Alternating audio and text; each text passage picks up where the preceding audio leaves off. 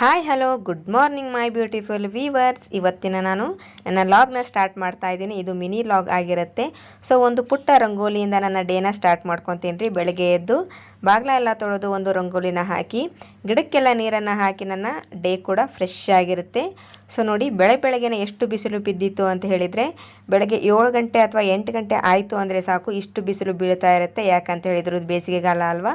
So ಅದಕ್ಕೋಸ್ಕರ ನೋಡಿ ನಾನೀಗ ಮನೆಯೆಲ್ಲ ಕ್ಲೀನ್ ಮಾಡಿಕೊಂಡು ಇವಾಗ ನಾನು ಟೈಮಿಂಗ್ನ ತೋರ್ತಾ ಇದ್ದೀನಿ. ಯಾವ ಥರ ಅಂತ ಹೇಳಿದ್ರೆ 8:15 ಆಗಿತ್ತು.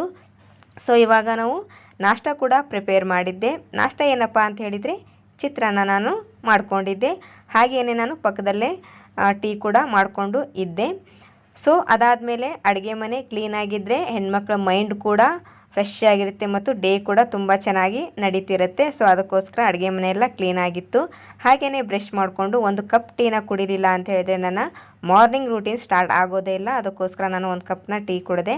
ಹಾಗೆಯೇ ನಮ್ಮ ಗಿಡದಲ್ಲಿ ಈ ಗುಲಾಬಿ ಹೂ ಬಿಟ್ಟಿತ್ತು. ಎಷ್ಟು ಚೆನ್ನಾಗಿತ್ತು ಅಂತ ಹೇಳಿದರೆ ಪೂಜೆಗೆಲ್ಲ ತುಂಬ ಹೂ ಸಿಗುತ್ತೆ. ಸೊ ಈ ಹೂವಿನ ಥರನೇ ಮನುಷ್ಯನ ಜೀವನನೂ ಚೆನ್ನಾಗಿದ್ದರೆ ಚೆನ್ನಾಗಿರುತ್ತೆ. ಸೊ ನೋಡಿ ಇದು ನನ್ನ ಮಿನಿ ವ್ಲಾಗ್ ಆಗಿರುತ್ತೆ. ಸೊ ಯಾರೆಲ್ಲ ನನ್ನ ವಿಡಿಯೋನ ನೋಡ್ತಾ ಇದ್ರೋ ಸಬ್ಸ್ಕ್ರೈಬ್ ಮಾಡ್ಕೊಳ್ಳಿ. ಬಾಯ್.